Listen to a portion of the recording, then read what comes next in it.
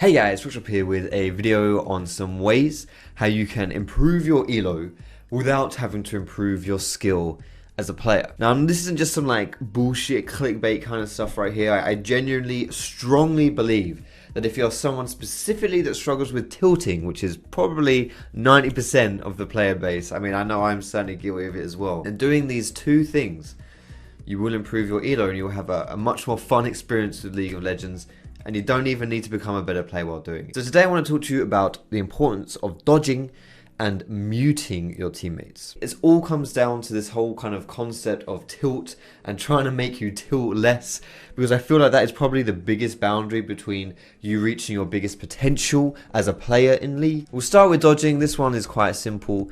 A lot of times before you guys even get into a game, you'll have a little bit of an inkling that sometimes something might be up. Like, you can just tell that maybe, just maybe, you're probably not going to have a fun time going into this game. Now, this can be for a few reasons, but the biggest one is when you've got someone who's mega tilted on your team. I'm not saying you should check up every single one of your teammates to see if they're like losing more than 2 games and then say, oh, he must be on tilt, I'm going to dodge this game, because then you never get into a game. But just like the really kind of out there examples where people even in chat will admit that they're tilted in the lobby and then start cussing people out, start raging at someone. Maybe if you have 2 teammates who are in the same game before and they don't like each other because they lost the previous game, or if someone insta-locks something that's a little bit weird and a bit off meta, just go and look them up on op.gg or something like that and see whether or not they actually play that champion and if they play it well. Now, I don't need to give you all like the specific examples of when you'll have to dodge, right? But if you just read the chat and you get a little bit of an inkling that you're not going to have fun in that game, or it's going to be a difficult game, or it's just not a game that you're really passionate about, you know, that kind of thing, then maybe you might want to consider dodging. Obviously, the downside to dodging is that you lose 3 LP and you have to wait 5 minutes before you can queue up again. And a lot of people are actually averse to dodging because of that. But the thing is, 3 LP and 5 minutes of your time is nothing compared to 15 or 20 LP and half an hour of your time that will be wasted if you went into game and lost. Not to mention the fact that if you go into one of those games and it's like a free lose, that's extremely demoralizing. And if we're talking about trying to stop you from tilting, that's going to tilt you pretty hard. So don't worry about the penalties for dodging. Sometimes people have a high pride and like, oh, I'm not going to dodge, this guy's trolling, he should be the one to dodge.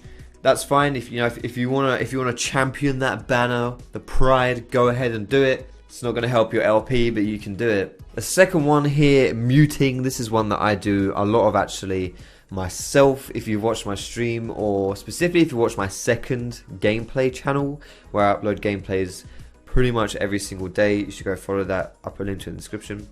If you watch that channel, you'll see that I've actually won a fair amount of games just because at some point I'm like, okay, I'm not focused anymore.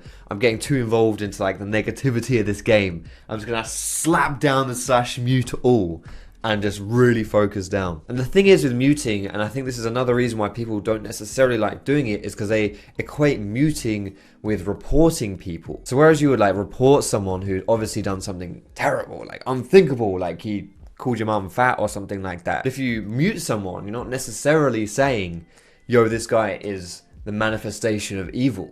All you're saying is, I don't want to read what this guy's saying. And to be honest, the way I view muting, it's more of a reflection on myself and my attitude than it is on the person and his attitude. On top of that as well, sometimes it's actually strategically a good idea to mute someone, because if someone's like losing their lane, a lot of times if you're playing jungle, they'll be begging you for help. And when I say begging, I don't mean getting on their hands and knees and groveling.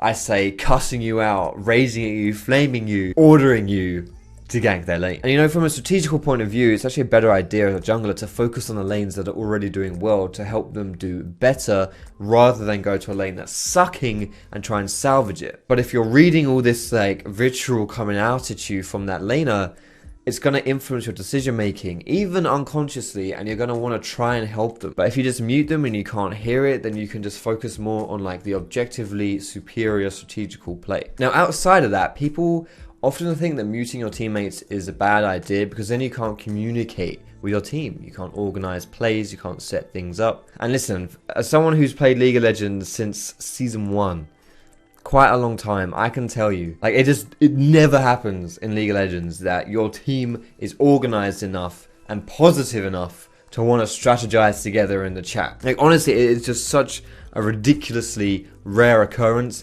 Nothing will be communicated in the chat that you can't just communicate with pings. You know, like, chat isn't really that important in that sense. And I 100% will guarantee you right here that the negative impact of people raging, flaming, blaming in the chat will vastly outweigh the positives of any kind of strategical stuff going down in the chat. Like, you will lose more games by reading the flame and the blame and all that kind of stuff in chat than you will win games by having strategy being put in the chat. So honestly, if you're someone that is vulnerable to tilting, just mute the people that are gonna get on your nerves. I'm not saying you have to go into every game and type /mute all. I'm not saying that at all. I'm just saying when you can tell that someone is a little bit whiny, or you can tell that someone's just gonna get on your nerves for whatever reason, just genuinely just slap them with that mute. You don't really need a better reason than that. But honestly, I think that's all I really